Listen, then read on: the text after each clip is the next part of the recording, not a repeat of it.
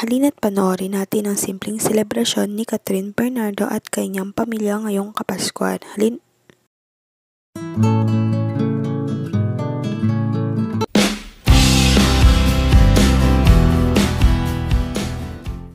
Simple nga lang in-celebrate ng pamilya Bernardo ang Pasko. Naglalakad lamang sila sa resort habang nilalaro ni Kat ang kanyang pamangkin nung Christmas Eve at nang kinaumagahan naman ay make-upan niya ito.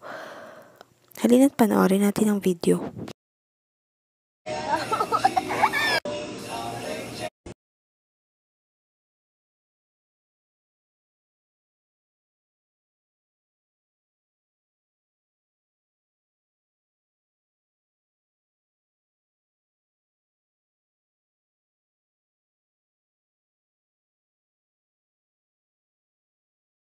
Wow! Pretty Kiona. Oh, yes, you are. Pretty Kiona.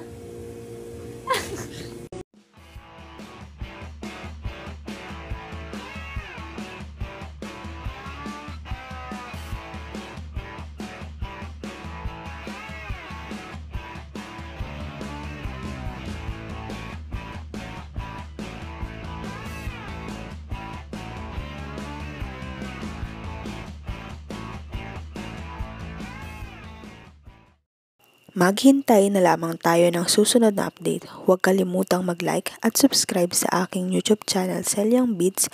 Baka kayo ang isa sa manalo ng 500 pesos sa December 25. Maraming salamat po.